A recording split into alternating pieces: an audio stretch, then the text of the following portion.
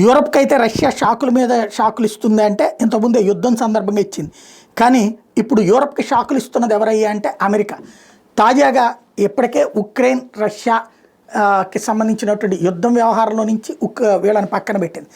అలాగే వీళ్ళ దగ్గర నుంచి తీసుకునే వస్తువుల మీదన దిగుమతి అయ్యేటటువంటి వస్తువుల మీద ఆంక్షలు పెడుతుంది.